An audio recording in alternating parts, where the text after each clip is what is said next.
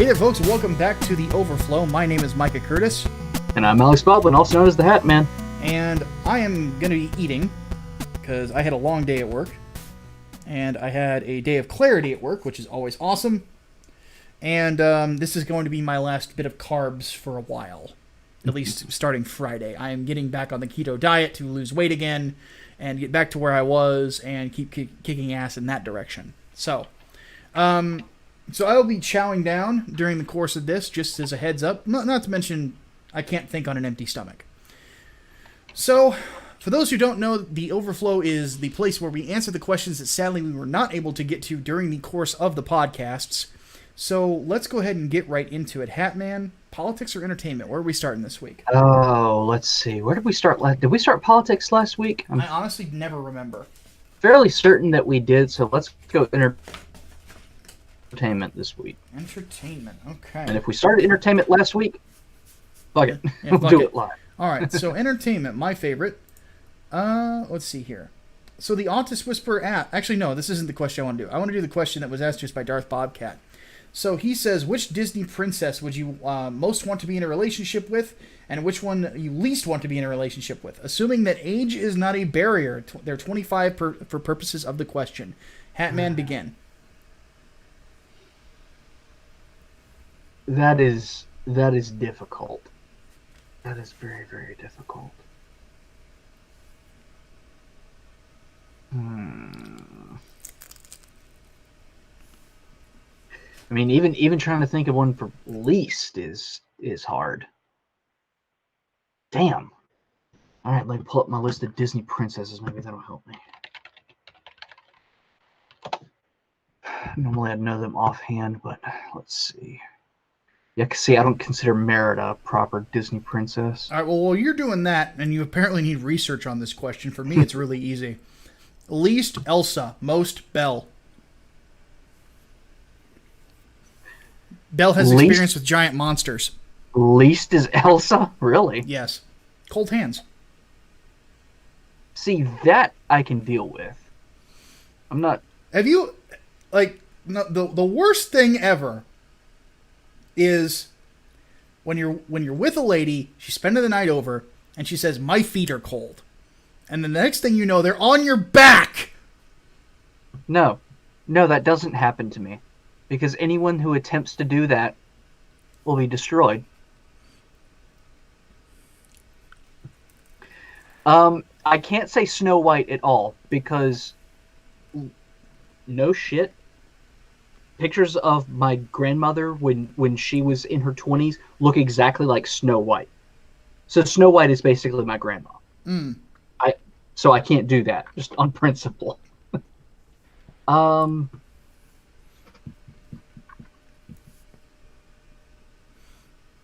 don't consider Merida a Disney princess.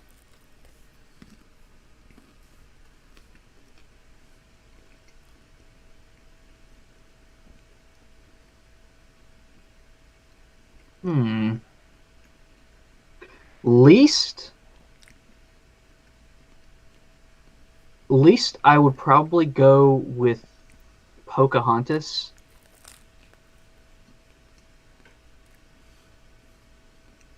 I kind of feel like that there'd be a lot of hippie thing in there, and I don't know if I could do that. Most... Damn. I almost want to say Mulan, because I appreciate a woman who can whoop my ass.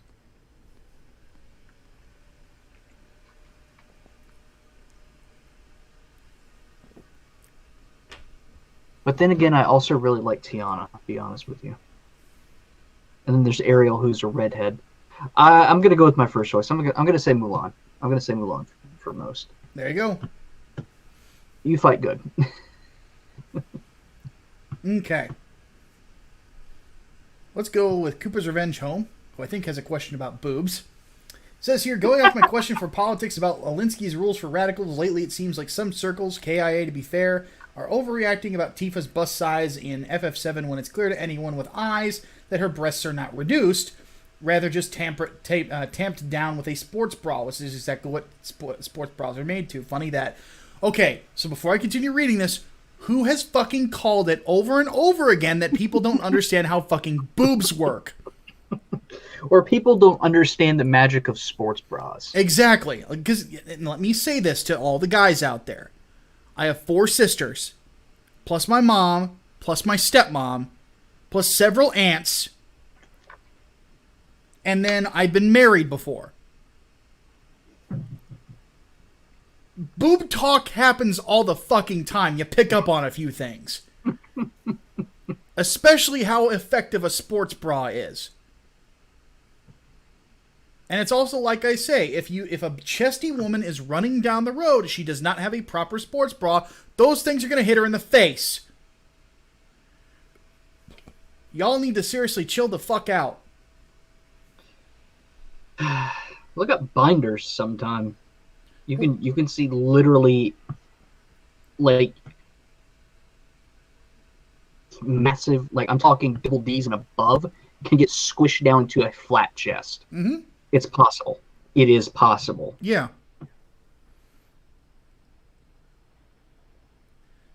Anyway. Let's continue. And Nomura himself said so in an interview with Famitsu that he, and I'm paraphrasing, half-assed it as much as he could by not shrinking her chest at all rather than sticking her in an athletic bra so they weren't flying around without changing her design in any way whatsoever.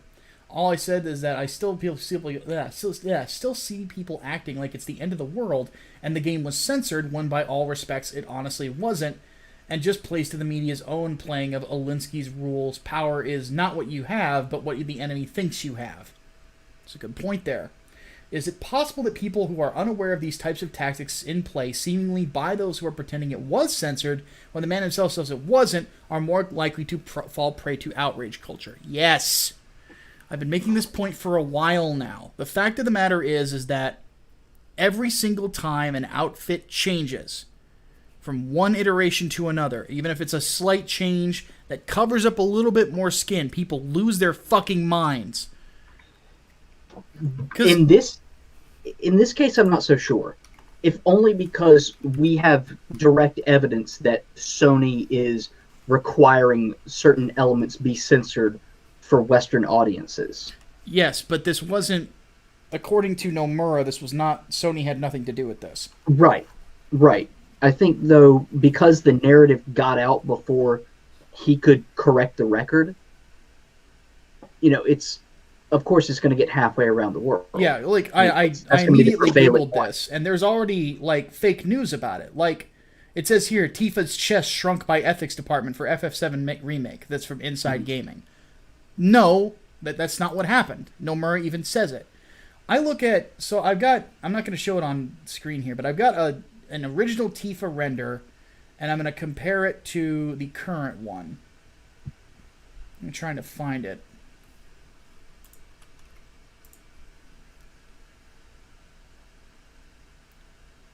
Because there's some that are official artwork that have her without these long boots. There it is.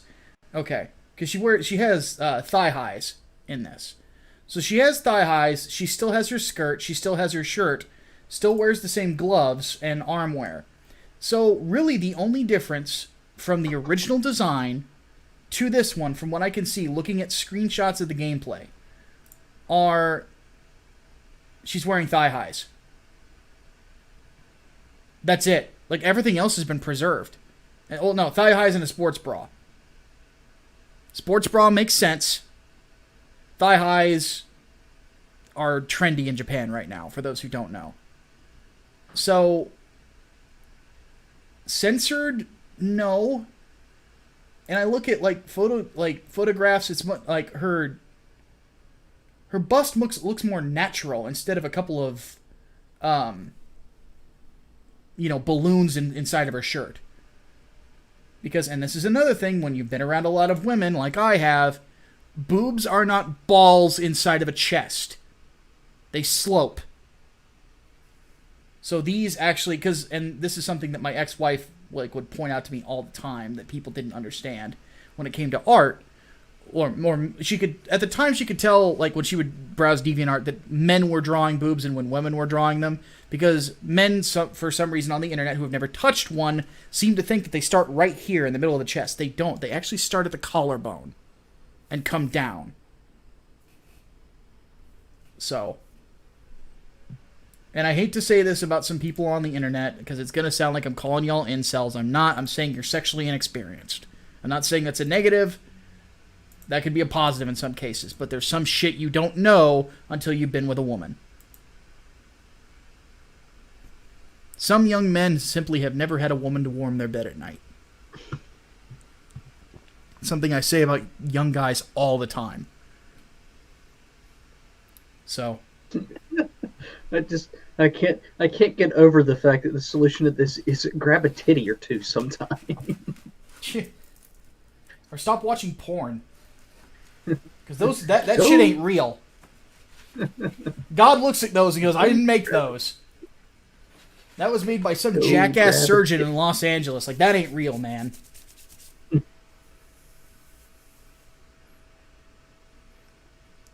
No. I am genuinely of the opinion that young men would try to take at least a little bit of time to kind of understand women if they would stop watching pornography at this point.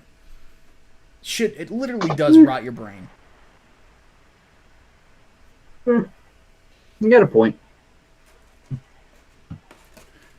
All right. So Garza asks, and now... What? Just saying, move on. Oh. Now for a comical short question by comparison, what is the name of my Twitch channel? I wanted to watch some of his Friday game night streams. I don't know about the channel name and I missed them. So Big Micah C is what you want to see on Twitch.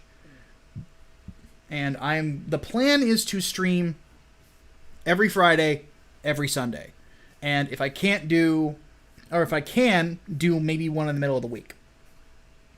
Like on a Wednesday night or something. So that is what the plan is as of right now. Ugly Media asks, what are our favorite Autobots and favorite Decepticons? Top 5 on each. Hatman, I'll let you lead on this one. Don't. No, I'm not doing a top 5. I can't ever do a top 5. Do a top 3 then.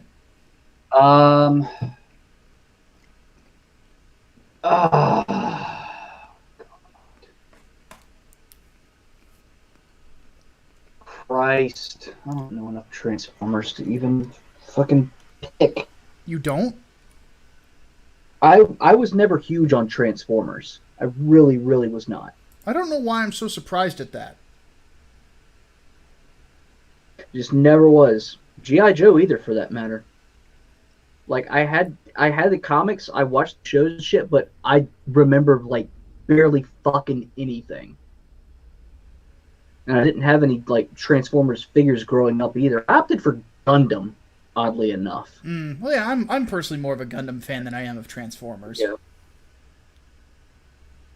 I guess I was late to the 80s action movement. God. Do you need time to think?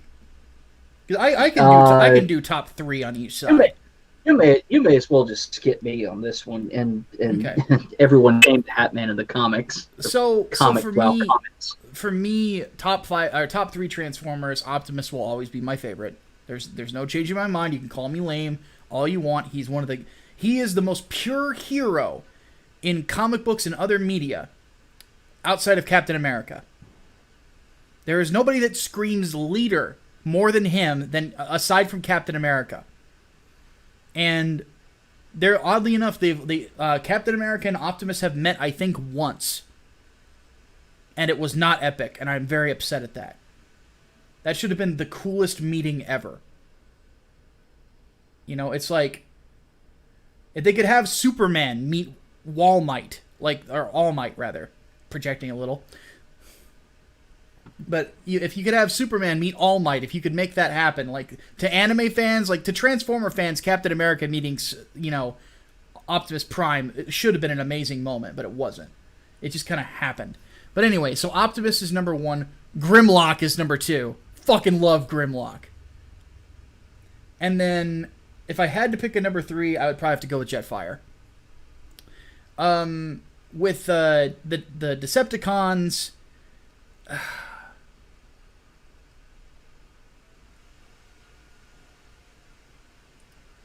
That's harder for me. Galvatron, I would think, would probably be my favorite. Which I know is lame, but I don't really give a shit.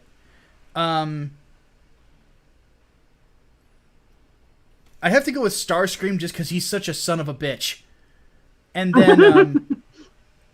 then, God. First Soundwave in there. Yeah, I'd have to say Soundwave. Honestly, like the rest of the Decepticons are kind of disposable. You know, they're not really outside of the Megatron Starscream thing. There's not really that many things that are interesting going on aside from Soundwave being really fucking cool. Like, I can't think of anything else. The Autobots are where it's at. You know, they have the cooler characters. In fact, it's like Megatron turns into a fucking gun. Okay. Well, in the old ones, not in the new shit, because apparently turning into, what was it, a P-38? Yeah. That's a, yeah, no, can't do that anymore.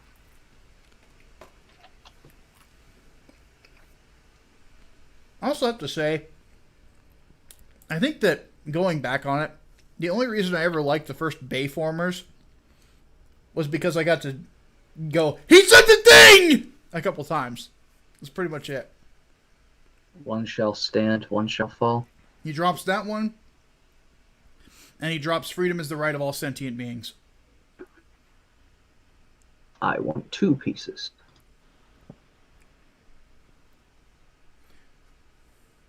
Yeah, the first one was not terrible of a movie. It had good action.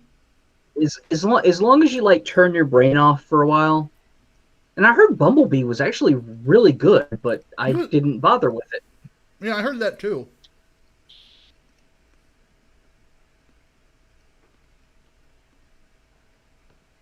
Okay, Ryan Potter asks, you said, you being you, Hatman, you're looking forward to 12 minutes and a fan of Groundhog's Day, but you also continuously shit on Majora's Mask. What is your major malfunction, Private Hat? Majora's Mask is not a Zelda game. It's very much a Zelda game. It's not a fucking Zelda game. It defies a lot of the traditional conventions of the Zelda franchise.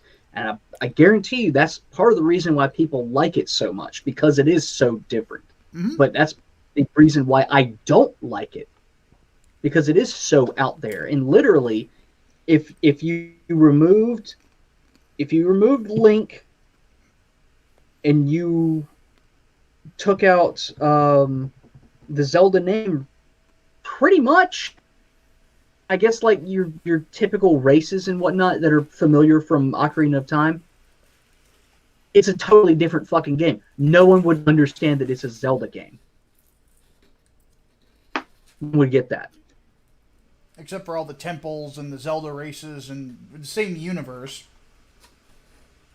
But that's what I said. Like, you cut out the typical Zelda races, you cut out Link, take away the Zelda name, and it's not a Zelda game anymore. Well, the only thing about it that isn't in other Zelda games is Zelda herself.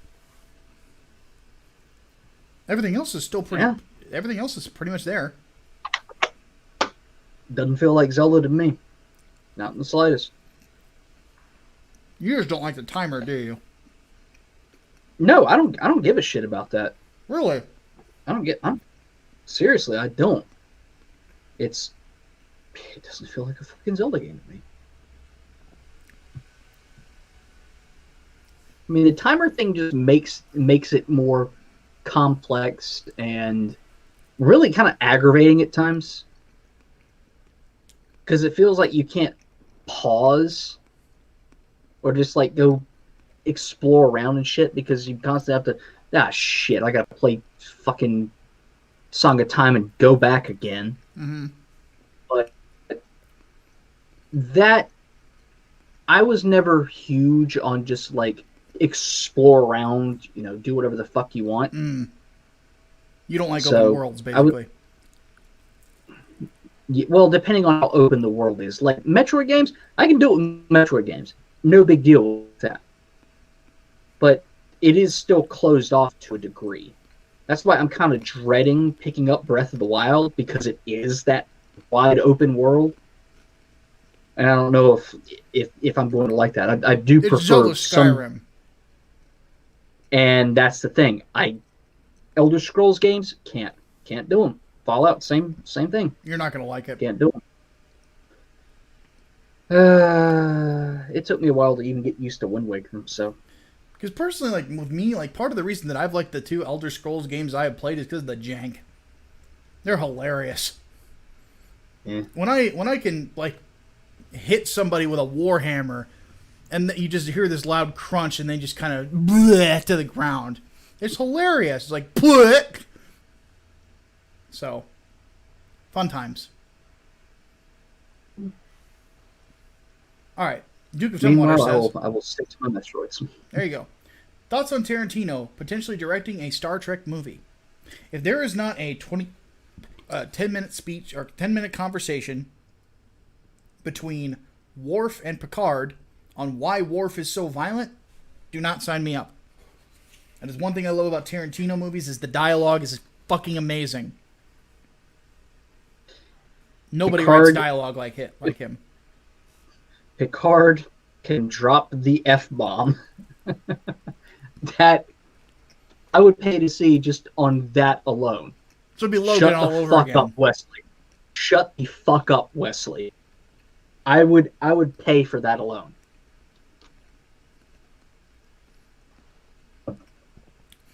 You know, if they brought back Will Wheaton for that movie and killed him off violently, that would be like the one gif that everybody ever tweets at him. Which is why it probably needs to happen. Great. It'd be fucking great. I don't think anyone would be upset about that. Except for Will Wheaton, but he's a giant pussy. Who gives a fuck what he thinks?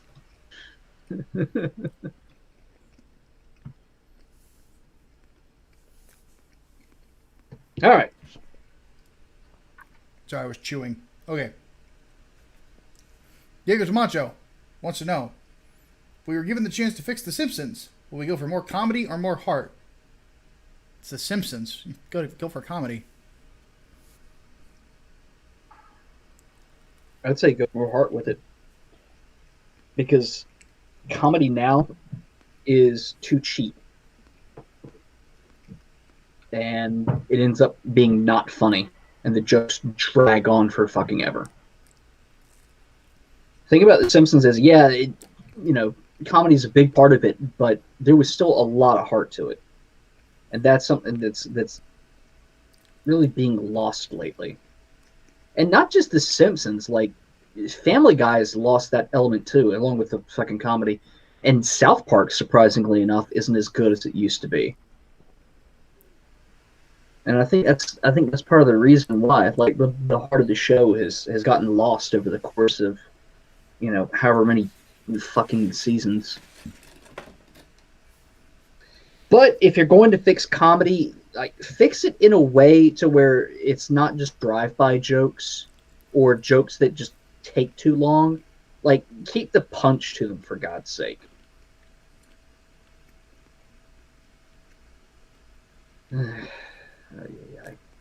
There's a lot of things I can say about animated sitcoms. Personally, I think when South Park said they weren't going to make fun of Donald Trump, that was kind of the death knell. Why? Yeah. Why not? Make fun of him. Well, then make fun of SJWs was... too. Like that's been South Park's whole thing. Make fun of both sides. Well, that's the thing. When you have such a constant back and forth, that's basically what the show ends up becoming, is Trump versus the SJWs. And that's really limiting yourself. Like, you can do it every now and again, and they did, but eventually it just stops being funny, and then you're just like, this shit's true. There's people out there that legit think Donald Trump is going to throw them in a concentration camp and kill them. That would have been a good episode to have, though, because obviously it's not going to happen. Obviously it's not going to happen, but there's still people out there who think it will. I mean, shit like what's going on with YouTube censoring people, that would be a great fucking episode. Mm-hmm.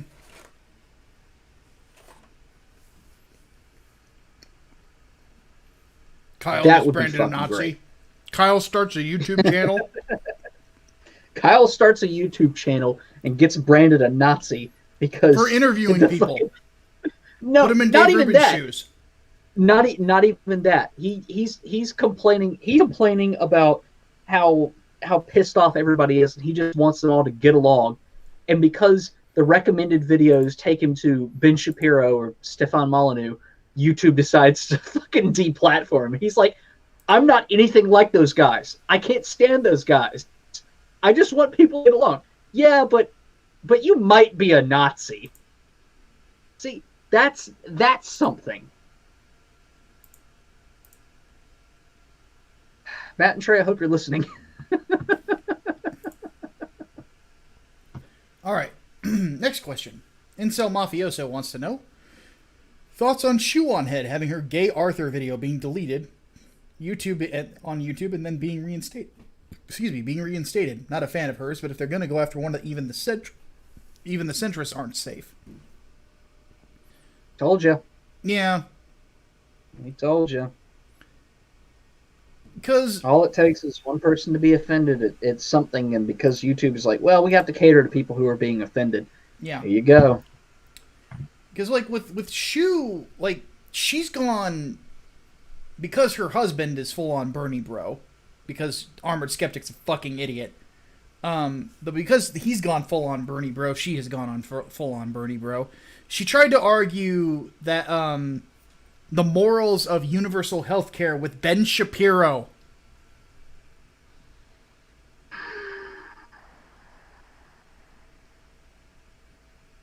You done goofed.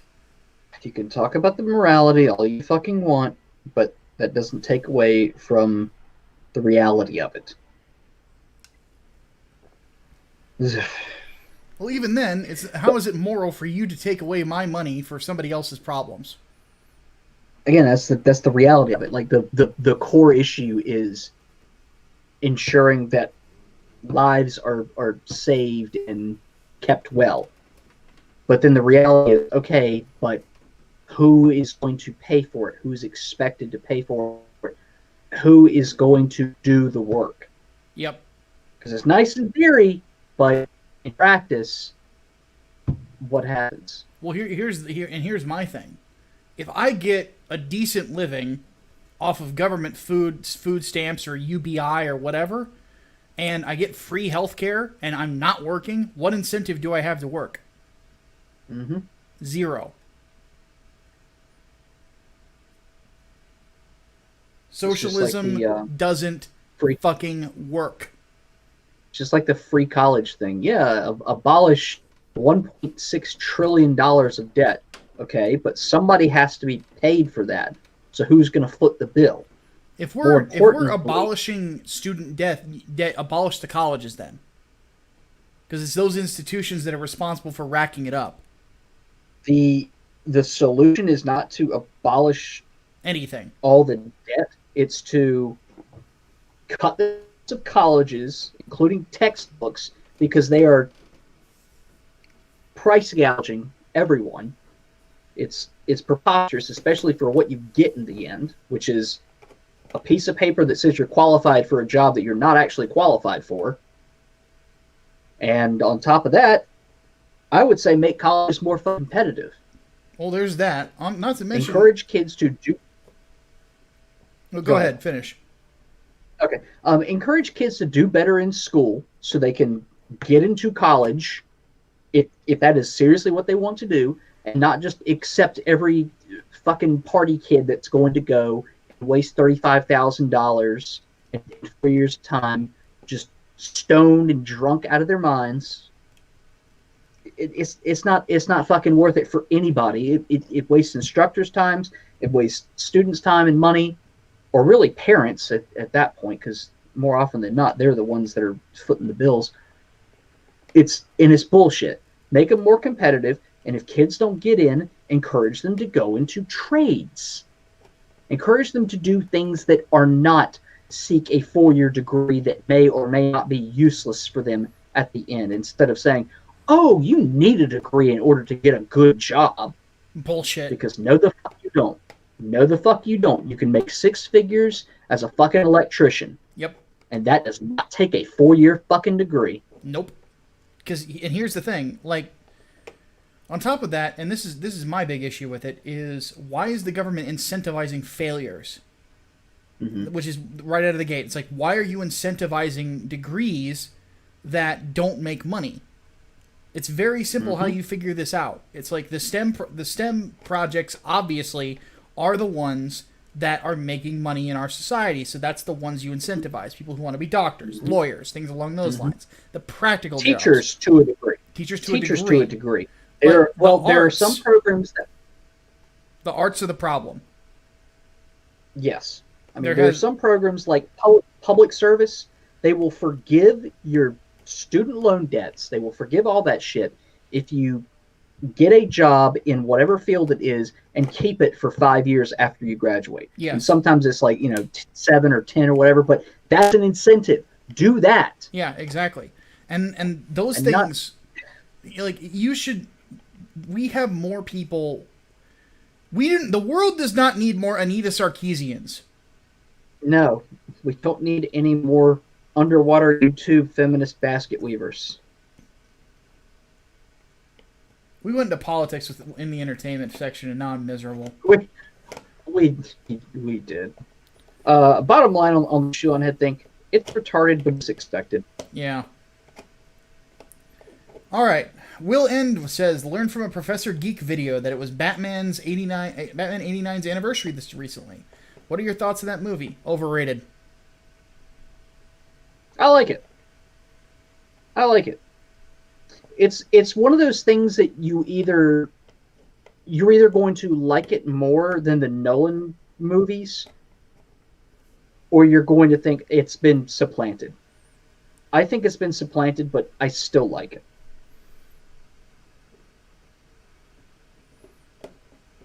My issue with it is it's not Batman. It's got a Batman in name only. I'll just put it this way. I don't want to spend all my time explaining it. Kevin Smith answers why he hates Batman 89 in a talk on his. You can find it on YouTube. Just look up Kevin Smith Batman. And I agree with him 100%.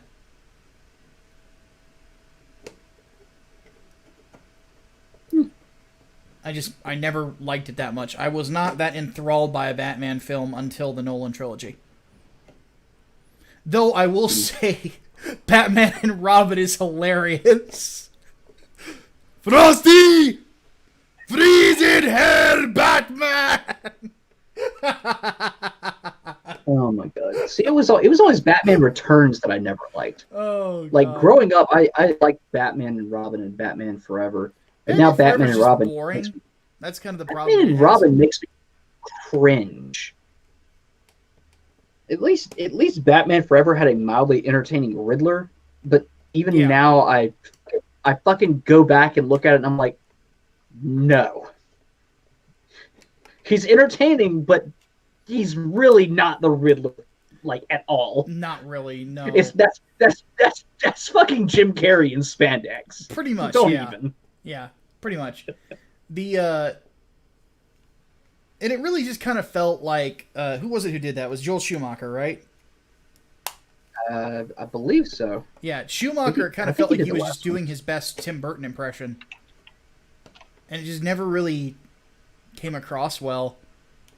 Yep, Schumacher. Never liked Schumacher as a director anyway.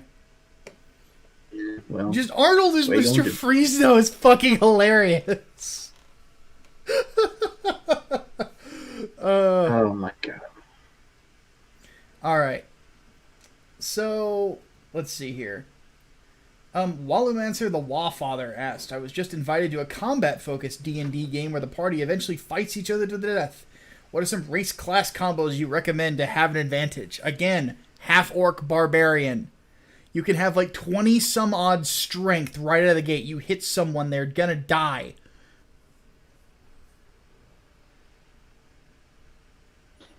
What's the point in that? It won't be wizard needs food badly. It will be wizard needs jaw badly. What's the point in having everyone kill one another? I don't know. Some people are weird with their campaigns. Oh, the party eventually fights. Okay, I was about to say it's just constantly fighting each other. Be like, how the fuck are you gonna level up? What the fuck is the point? But Respawns. no, if they eventually fight each other to the death, why the fuck not? Why the fuck? Um, Better than the fucking campaign I had. V-Raptor asks, what do you think about Sabaton and their History channel? Should more bands do things like that to explain the backstory of their songs? So I have not watched it yet, but I do think that's an awesome idea. One of my favorite things to do on YouTube when I get the time, because I don't like I always say, I do not watch a lot of YouTubers. But the one thing I'll do is I'll look up like certain artists talking about their music. Like there was a time where I got a really bad fever. I was sick for a whole week. And I just laid in bed and watched Slipknot biography stuff. And then when I was done with all the Slipknot stuff I could find on YouTube, I went to Megadeth and I started watching Behind the Music. And by the way, Behind the Music was my favorite show when I was a teenager. I love that sort of stuff. It's awesome. So, though I hate to say this, the most boring metal band behind the music of all time is Anthrax. One of my favorite bands, but fucking hell. They are great musicians. They are boring human beings. Oh, good lord. But no, it's a good idea, to say the least. All right. I'd say so. Entertainment from Autist Whisperer. Final question on entertainment. Thoughts regarding Phil Spencer's comments on Xbox not being a free speech platform. I hope the rules are applied evenly, but they should focus on making games. Well, I definitely agree with that. Like, I don't know what they what that means for a video game company.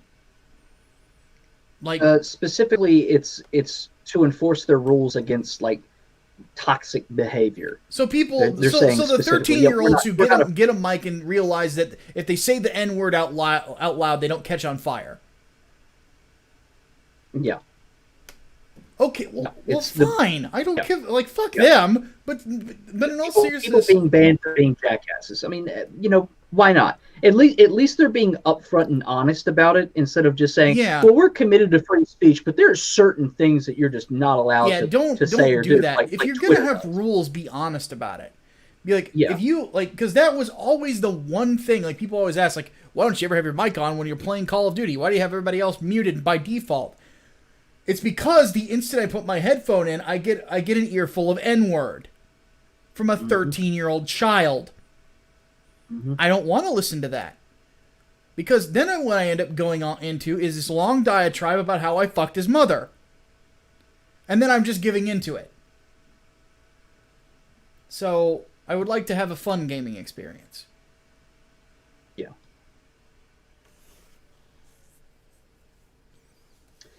Because I remember, and now I have a story. Because of course story time. Grab your popcorn. Say, there was a time where I was at my buddy Josh's house. Him and his fiance. So, the three of us, he's sitting in a recliner. I'm kind of lazing on the couch. She's on the opposite side of the couch. If you're wondering why I'm on the same couch as my best friend's fiance, we've known each other since we were kids. We're very comfortable around one another. We'll just put it that way. But, not to mention, here was me, here was her. Like, here's my head, here's her head. Like, we're not touching each other. But he's playing GTA, and her and I are talking. Just catching up, because I hadn't seen him in a while. And he goes, this player's really annoying the piss out of me. Because there was this dude who just kept blowing up all his shit in GTA 5. And he goes, well, what do you want to do? And he's like, I kind of want to talk shit, but I'm too tired. I'm like, here, give me the microphone. So I went on this long, very graphic diatribe about how I had anal intercourse with the guy's mother. Needless to say, he was very upset. Because he just started attacking everyone. And then there was a point where just everybody guns him down. Oh, it was amazing. So, yeah, don't be me. I'm evil. You don't want to be evil. All right. Time for politics. Well, did we get a eclectics question? That's a good question. Oh, how did nepotism become so prevalent in the entertainment industry? A lot of rich parents that wanted to have rich children. Nepotism is prevalent in pretty much everywhere. Mm-hmm. You're gonna run into it. Just that's how it is. It's a human thing. Yeah. You want your kid to be successful, sometimes you rig the game. Yeah. I mean, I worked at a lawn service, like the lawn service place I used to work at years ago. Like, the owner was going to retire because he had plenty of money at like 58 or something like that, so he retire early. And was going to give the business to his son who is 21, fresh out of college. A business that makes over $1 million a year. And like, what are you doing? Like, both me and the other manager were kind of insulted by it because it's like, you're going to give it to him, but not the guys who have been running this business and make it even more successful than it was before. How the fuck does that work? So, yeah, nepotism's bullshit. But it's there, you know. Until you get parents that realize that their children don't need to be coddled their entire fucking lives, it's going to be there. And that will never happen. Mm-hmm. Because parents are parents. I don't expect them to be anything different. All right. Let's go to politics. Hatman, you get to start on this one. What are your thoughts on the idea of homosexuality being classified as a mental illness? Wow. So, here's the question. Are we going to have any more gay people get pissed off at us and then stop being parts of the community? If we answer this question. Genuinely want to know. If I could avoid that again, that'd be fantastic. Yeah. Because I made a fucking scientific statement. I'm going to be salty about that one for a while. That's the thing, though. I don't think it should be. I don't think it should be. I don't think any kind of like attraction based on like sexual characteristics from human to human. Yeah. See, that's the thing. I've got to word this. I've got to word this very carefully. Let's say, if you want to fuck horses, there's something wrong with you. I've got to word this very carefully because otherwise I'm going to blow my argument that pedophilia is not a sexual orientation out of the fucking water. Oh. Because that is absolutely a fucking mental disorder. Yes. But general attraction to people, human beings that are of maturation, I don't think it's considered a mental illness. Even if it deviates from the statistical norms, I don't think it goes that far. I don't think it's an illness. I don't. At the end of the day, and this is my stance, we don't know what causes it. We don't know shit about it. Yeah. All we know is that there are some men out there that want to fuck dudes. All we know is that there are some women out there that want to have sex with other women. Yeah. And it is more common for a woman to be bisexual than a man is. We don't know why that is. You know, there's more fluidity with women for some reason. We don't know why, and nobody's researching it. It might be a cultural thing. It might be a biological thing. We don't fucking know. I'm leaning more towards a cultural thing. Mm-hmm. And I think pornography has a lot to do with it. Mm-hmm. But I don't fucking know because I don't have research. Research is what saves the day in the end. One statistic that frightened me. But I think. Oh, go ahead. I'm sorry. I was going to say I think the DSM got it right. I think removing homosexuality as a mental disorder was the right move. Now, as far as gender dysphoria, leave that the fuck in there. That needs to That stay. needs to be studied. that needs to be studied way more, because they need to discern why that often comes with a cocktail of other disorders like depression, anxiety, and typically at least one personality disorder as well. Yeah, exactly.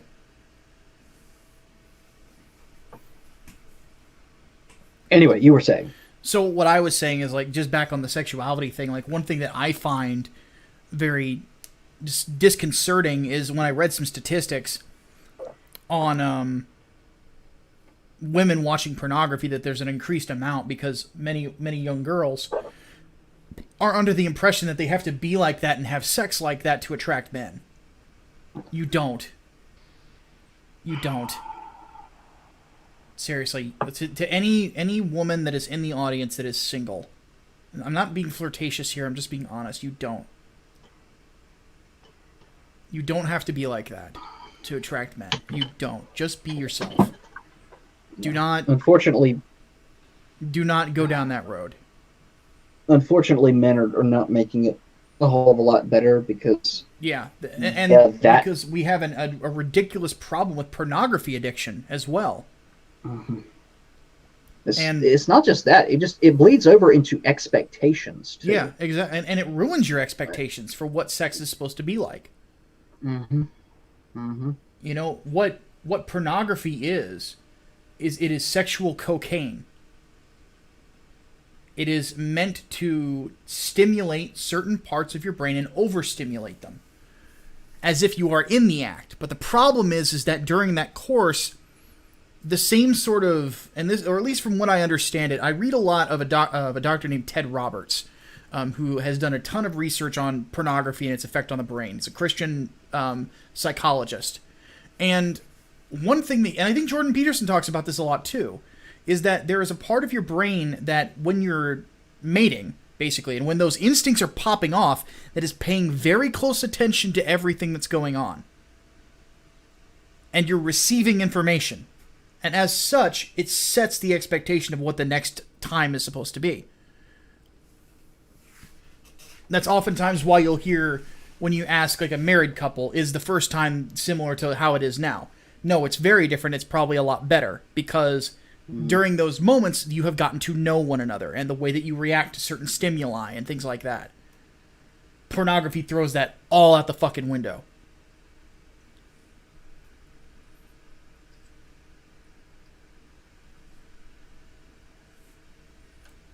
It's not what you want. Trust me. I've been there. I've been on both sides of the coin.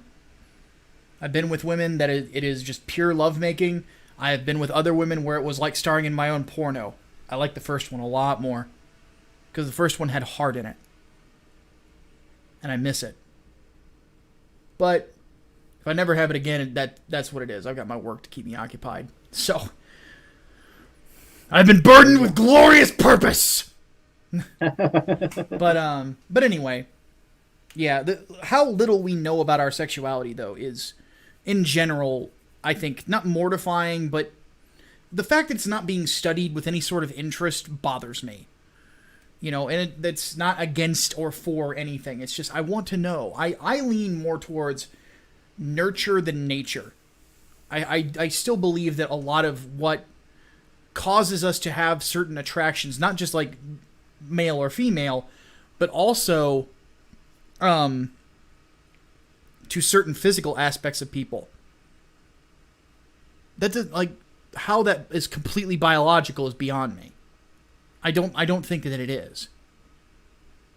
So, all right. Autist Whisperer says, thoughts on the conservative being suspended after grabbing an activist entering an event she wasn't supposed to be in. Of course, the femtards are outraged. Well, if you have rules, there's nothing wrong with enforcing them. I mean, you kind of answer your own. Where is this? I don't remember, but I've heard something about it. And at the end of the day, if you are told you're not supposed to be there, and then you refuse to leave, the people who own the venue have the right to remove you, because you're not supposed to be there. You kind of answer your own question a little bit. Like, I don't be stupid. Yeah, I mean, that's bottom line. Don't be a fucking moron.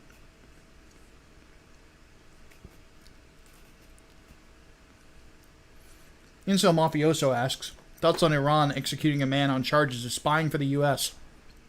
Not surprised. That's surprising. And one thing I should mention, they want more than we do. Mm-hmm. War is the last, and I've said this before, I'll say it again, and this is something that has bugged me all week, and I said this to an InfoWars fan because I got fucking sick of him, is there are 0 people calling for war with Iran right now in the United States. And on top of that, despite what some people might tell you, there are 0 people who have any influence on our foreign policy from Israel that are calling for war with Iran. Would Israel benefit from us destroying Iran? Yes. So would Saudi Arabia. So would Iraq. So would the entire fucking Middle East. That's not a point. It's like saying, it's like your heart would really benefit from this tumor being removed. No shit. It's an obvious statement, of course, but that doesn't mean that people are begging us for war with Iran. Who is begging for war are the mullahs and the Iranian leadership. They want war with us. They have been constantly threatening us since Trump came into office.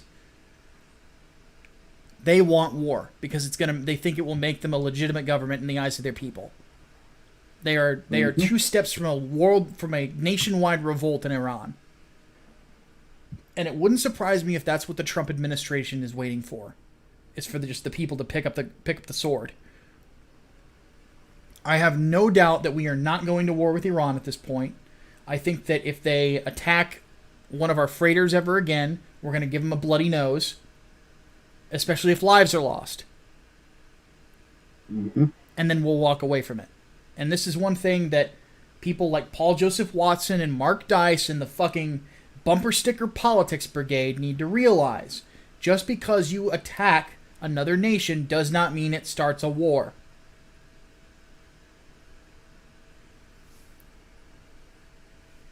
It's like these people have the memories of goldfish.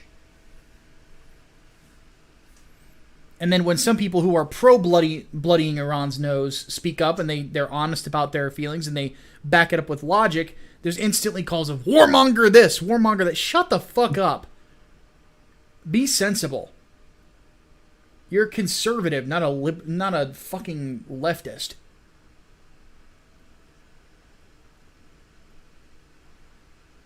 Ridiculous. That it is. That it is. All right, VRaptor19 wants to know, what do we think of the Dominican Republic issue? I don't know. What Dominican Republic issue? Yeah, usually if you're going to ask a question like that, like you got to be a little bit more specific. I don't know what's going on in the Dominican. Yeah. Yeah, just give us some context. Yes, please. What do we think when it comes to reparations? Who is worse, Coates or Glover? Coates. Yes. By far. The thing about Ta-Nehisi Coates, and the big issue with Ta-Nehisi Coates, he is an essayist. I do not think he's a very smart person. I think he's a halfway decent wordsmith who says certain things that he thinks will get a reaction, but his understanding of actual philosophy is very slim. It's intellectual masturbation. Yes. From a person with an IQ that's probably about 120. Yeah, that's all he's engaging in. Not to mention, he willfully argued that even with reparations paid, even with, full equity or equality between black and white people, it would still be a white supremacist world just because of history. Mm-hmm. It's like, that's something you will never be able to erase. I'm like, then the fuck is the point? What are you doing here? What in the hell is the point of doing all of this? If you apparently can never correct that injustice, then what good is even attempting? Yeah. What do you want us to do? Blow up fuck the world? that. And that's Evidently so. the Make it- general problem with Ta-Nehisi Coates. Is a lot of the things he says sound really good if you've got a giant amount of white guilt, but when you look at it critically, he has no fucking clue what he's saying. No. He is a conspiracy theorist that is made legitimate by guilty white liberals. Yep. I mean, you look at his Captain America comics, now he's trying to have the Nazis take over America again, like in Secret Empire. Oh boy. Yeah, like his entire run on Captain America was initially about Trump Russia. And even though the narrative is dead there, and the left has oddly enough moved on, he refuses to. Mm-hmm. Even Captain America giving up because, America's just too fun at this point. Why, Bullshit. Why should I do this? America was really not that great. Yeah, he See, had and that's turned exactly himself what we in for the fucking sins of his predicted. country. And that's exactly what we fucking predicted was going to happen. Yeah, That he it has was going to he be has, some he has bullshit turned like Steve Rogers into the greatest American soldier to the greatest American cuck. Mm-hmm. Yep. How the fuck do you make Captain America A cuck. hate America? Like, there have been points where he has disagreed with the direction of the nation, but he fought for what he believed in. He's Exactly. literally has And him he giving up. multiple times. He has laid out like you can disagree with America, but you can still want the best for it. Mm-hmm. Like there's nothing wrong with that. And yet in this, it's you know what, fuck it. I'm just it's too far gone. America's always been fucking shitty. Then what the fuck was the point in taking up the fucking mantle? Yeah, exactly. Like it's bullshit. It's almost like the whole Captain America costume was a Klan robe, and him giving up is taking off the Klan robe. Yeah, it's ridiculous. It is. Ta-Nehisi Coates' Captain America is the worst Captain America of all time, and that's following the previous worst Captain America of all time that Nick Spencer wrote. That's incredible. But it shows you that Marvel doesn't give a fuck about that character. Fuck Ta-Nehisi Coates, man. Fuck him. Yeah, fuck him. Fuck him.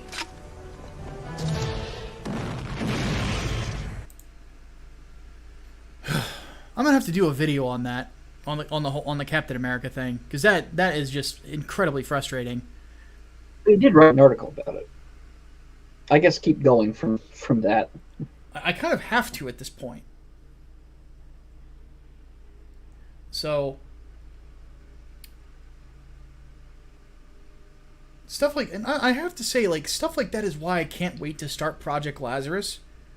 To have my own fucking, I'm basically gonna introduce a soldier character who is an actual soldier, who thinks like a soldier,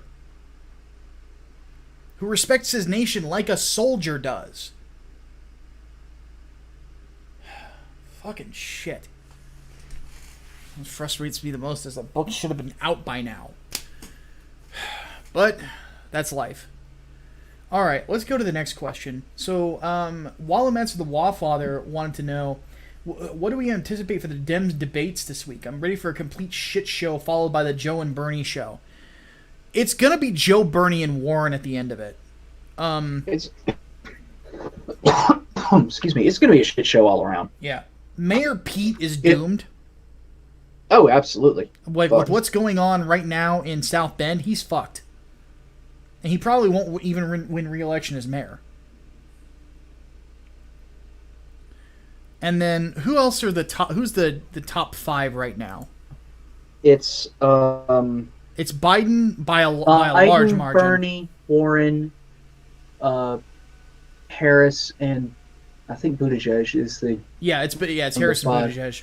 So, and after the first debates, which those will be the five remaining.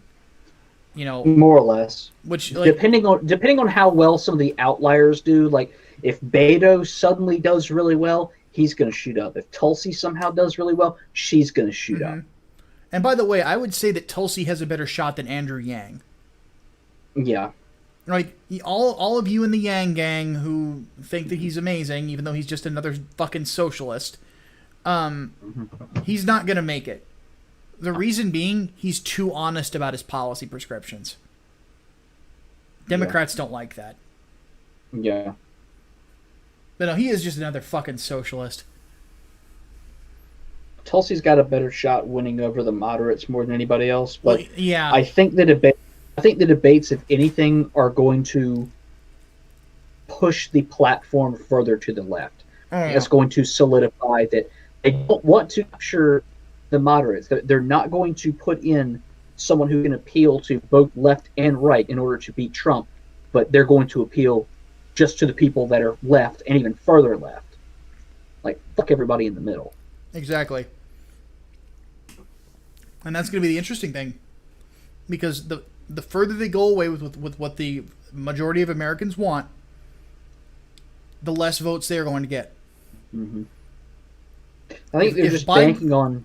If Biden came out as a blue dog Democrat that was pro-capitalist, was not against people owning guns, not against full confiscation, was blatantly honest about the fact he doesn't want America to be socialist, things like that, he could probably beat Trump. But he's not going to. Maybe. No. I think what they're gunning for is, well, we can move our platform further to the left to appease the new millennial voting bloc. Yeah. And anyone who, people who hate Trump, which, according to the latest poll is the majority of people disapprove of Trump, so therefore hate him, so they will absolutely vote for us. So we don't have to worry about the people in the middle. Mm-hmm.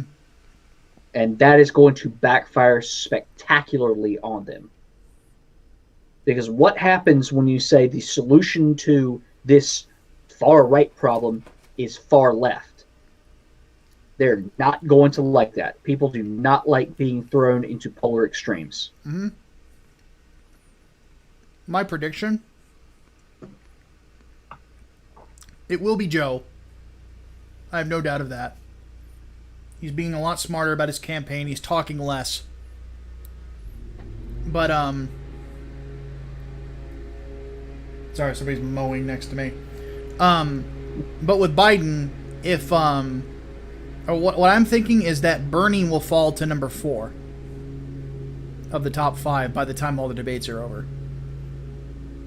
Maybe. The reason being is that the intersectional coalition will not get behind Bernie. They will likely get behind either Warren or Harris. Because Whammon. Because they think it's Whammon's time to be president, so Whammon must win. The only thing that Kamala Harris has going against her for the intersectional crowd is she's basically a former cop. Mm-hmm. They don't like that. They don't like that. But I think everyone is going to come in hard after Biden. And it's not going to work. I think it will. I think it's going to be enough to derail him. When you have 20 other candidates coming at you full force. They're only going to be coming at him for one day, though. You have to keep in mind the Democrats said that they were going to eliminate everybody but the top 5 after the first debates.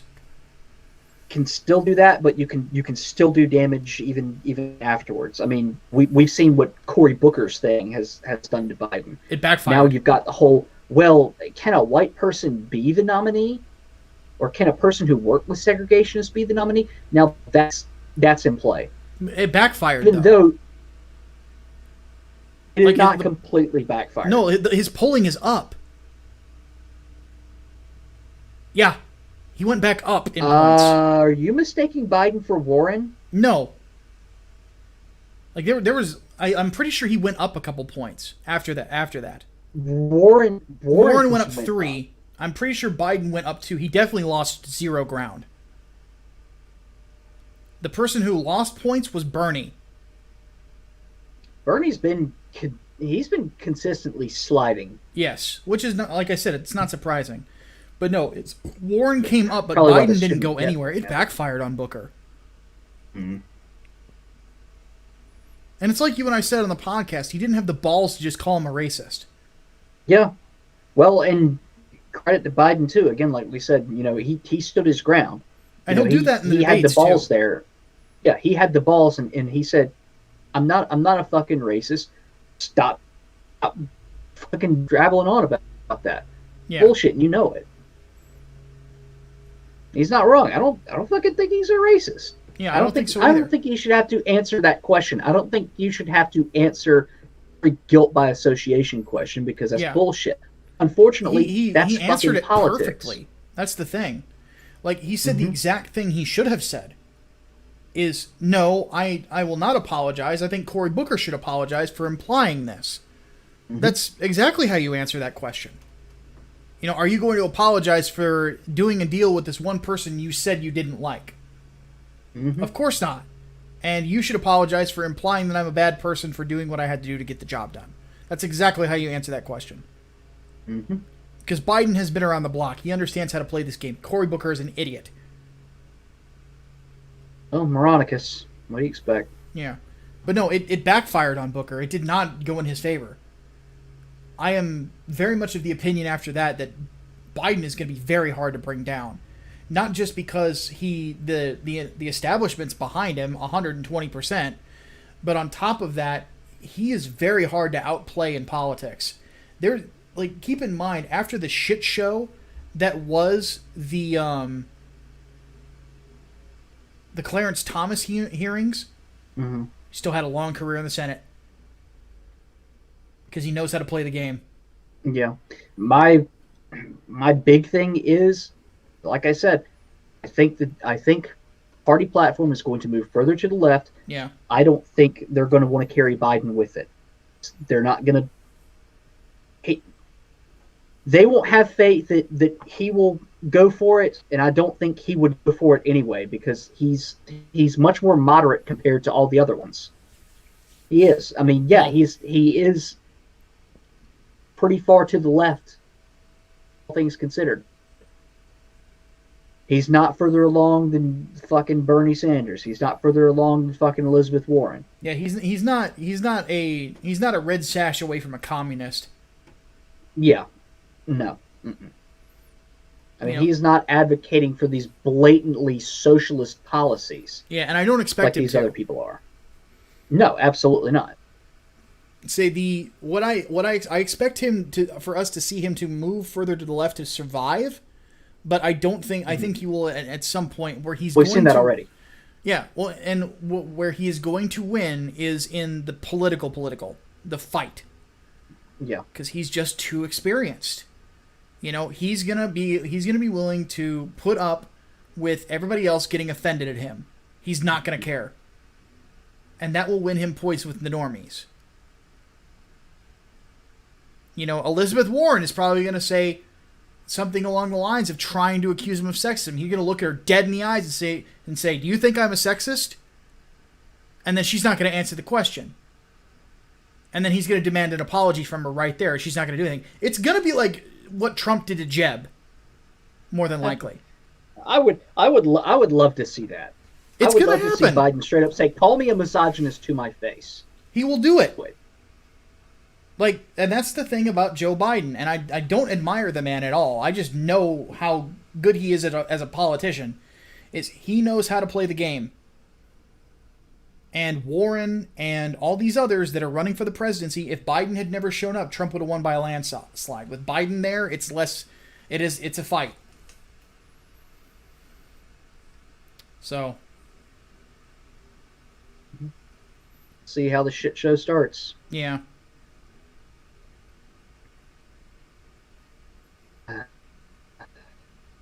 Everybody just thinks Trump is going to be so easy to beat, so it seems like a race to a free presidency. Yeah, pretty much. That's a bad assumption to make. Yep. Because he's gaining in popularity. Mm-hmm. And that's the thing about Trump. He has learned politics very quickly. Yeah. I think if it was anybody else, you wouldn't see people like fucking Beto. Yeah, The goddamn race. exactly. Beto, like is probably the biggest joke in politics. Like after he lost to Ted Cruz, he literally went home and ate dirt. Literally went home and ate dirt. Like Jesus Christ.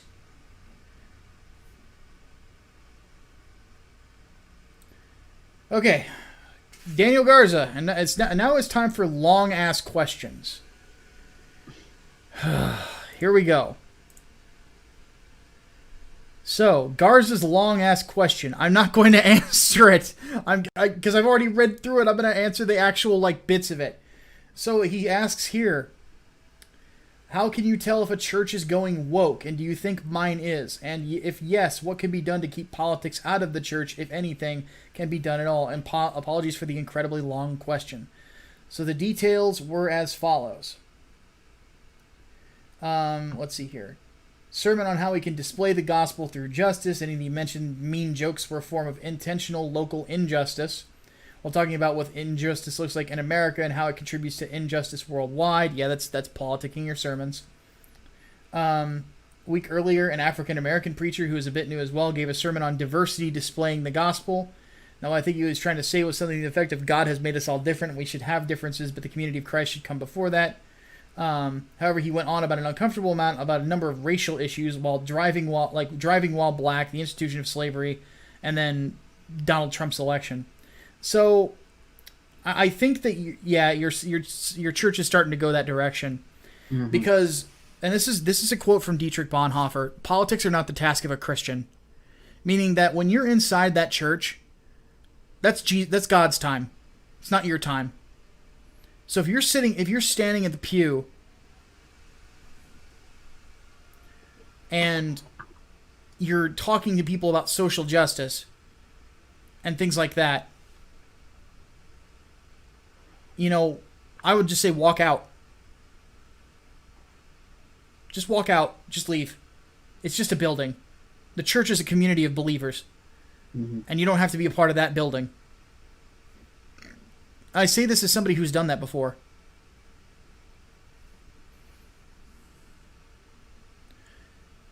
Because the focus should be on the Word of God, not on these secular issues. We can handle that in the Senate. We can handle that in the House. We can handle that in interpersonal discussion. But in the eyes of God, all men are created equal. Race should have nothing to do with anything in the discussion because it doesn't matter. God doesn't care. So why bring it up? Start talking about government. God doesn't care. Render unto Caesar what is Caesar's. God doesn't care about government. He never cared about government, ever. He gave the Israelites a king to shut them up. Then he had to give him a better one. Then he gave him a permanent one in Jesus Christ. That's what matters. You're in a building worshiping a Jew. The hell does it matter?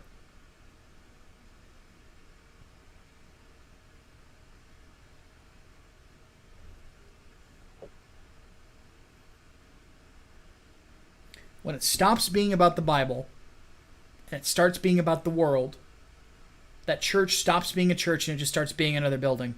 It's a rec center at that point.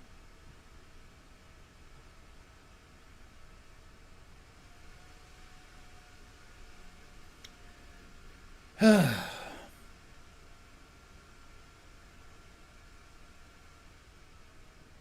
anything to add to that one? I think you hit the nail on the head. It's just there's so many more issues that are inside the church that don't get addressed, and people want to talk about all this social justice. It's like, shut up. Shut up. Stop talking and start listening to what God has to tell you. Because if you're getting your sermon notes from MSNBC, you're doing it wrong. Or Fox News, for that matter.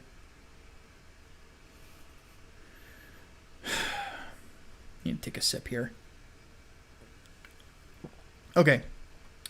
Koopa's Revenge asks, so correct me if I'm wrong, I seem to recall you guys speaking poorly about Saul Alinsky's rules for radicals because Alinsky himself was a commie. Anyway, wouldn't dismissing them outright be unwise? As Sun Tzu said, if you know your enemy and know yourself, you need not fear the result of 100 battles. If you know yourself but not your enemy, every victory gained for you will suffer a defeat. Or is that you guys dismiss said tactics because they were made by a commie for the sake of the communist revolution? So I also think be not too wise either is there were many tacticians and thinkers in history whose strategies were sound, but how and why they used them were abhorrent. Okay, so and he kind of goes a little bit more onto Alinsky's background. I will never tell you not to read Rules for Radicals. Ever. You have to keep in mind I've read Das Kapital. I've read the Communist Manifesto. I think they're bullshit, but I've read them. You know, Hatman read the Antifa Handbook. You don't see a black mask on him. Nope. So when it comes right down to it, there is a wisdom in understanding who you're up against. You know, it's why whenever a boxer or a mixed martial artist goes into a fight, they watch tape of the other guy. You know, you understand why he does things the way that he does and how he does them and how you can counter them. And it's the same thing there. You know, I have no issue with people owning a copy of Rules for Radicals. I own a copy of the Quran. I own a copy of the Book of Mormon. You know, I own mine. Exactly. Like, we know the enemy. We know how they think. And that's what makes us effective. That's why we understand things the way that we do. Mm-hmm. You know, I read Nietzsche, even though I'm not a nihilist. You know, I read other philosophers I don't agree with. I fucking, like... The Republic. Plato's The Republic. I don't agree with, like, half of it. And yet I read it. You know? I don't agree with Charles Murray on UBI. I still read his stuff. You know, so I understand the arguments. I understand both sides of it. You know, I listen to Sam Harris's Waking Up podcast on occasion. You know, I don't agree with Harris on a great many things. But I still listen. So, no, we that's not what we do here. We're... You know, if you want to listen to the opposing side, that's perfectly fine. But, you know, just keep in mind that if you're listening to a liar, they're going to lie to you. The question is, now you know what the lie, or the benefit is, now you know what a lie sounds like.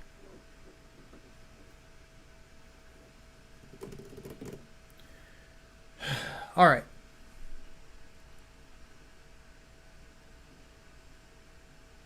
Final one from Anthony Cincagrana. My question's a bit long-winded. Don't think I can fit it all in the chat. First backstory on myself. Starting voted in 2004, voted for Bush, voted straight Republican every year, including 2016. Since the election of Donald Trump, my pay increased, stocks increased, own a car, paid off, can afford to go on vacation. Now I see Joe Biden leading the Democrats due to Obama nostalgia.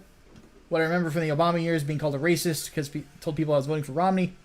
Was a college graduate, unable to find a full-time job, flipping burgers, only making $110 for 20 hours a week, so on and so forth. Now I see Biden leading the party due to that nostalgia again. Let's see here. This isn't really a question. This is more of a statement. Oh, there it is. Okay, my question is, play devil's advocate for 1 minute and tell me how I'm expected to vote Democrat because they're better than the Republicans. And because I don't fucking see it, if this Democrat voters are going down, fuck them. So that's the problem. Is there really? I can't tell. Like, I don't know one. I can't think of a good reason to vote Democrat at this point. Like, because the problem is like the authoritarian ones are all on the left. The ones who want socialism are all on the left. There is not a single person who, on the instant of an Antifa attack, condemned them at all. They all had to be prodded to do it. You know,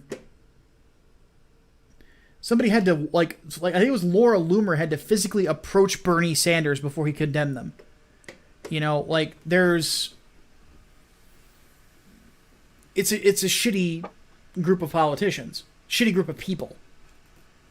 So I have no devil's advocate argument at all. I could have a devil's advocate argument for the Libertarian Party. You want one of those? But don't ask me to ever argue for Bill Weld because Bill Weld sucks.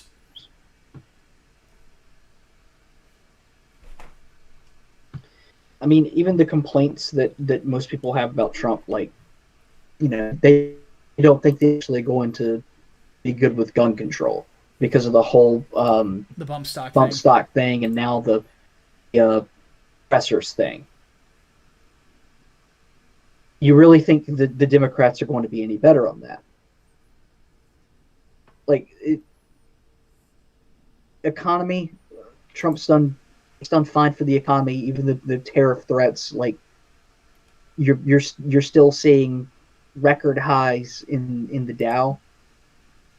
I mean, what do you want? Like, take your biggest complaint about Trump and compare it to the platforms of the 2020 Dems.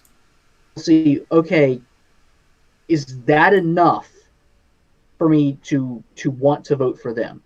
And in pretty much every case, it ain't going to be enough.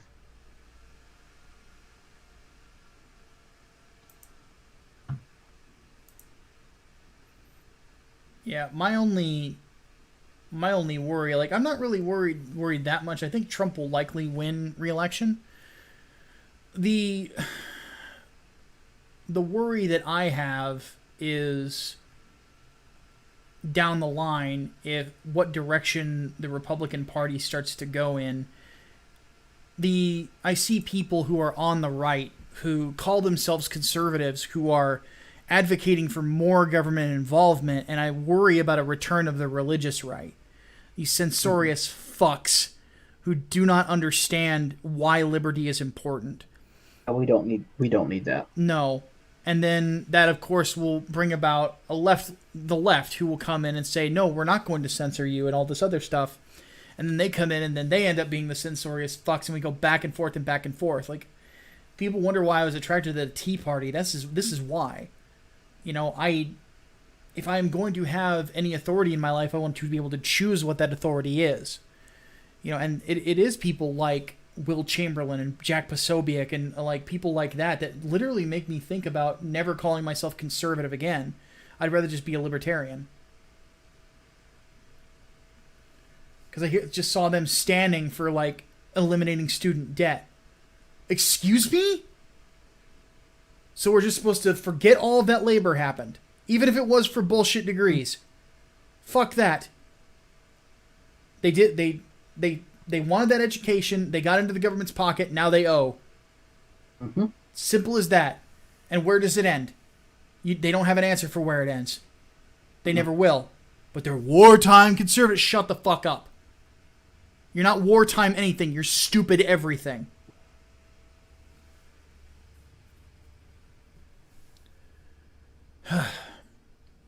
But, and Hatman and I were talking about this. This is why it's important to be on the right and call out bad actors when you see them and have healthy debate with the ones who have seemingly good intentions.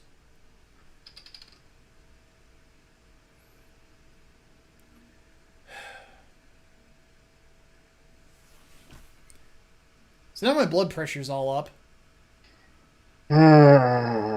Maybe we need to start ending with entertainment. I'm starting to wonder.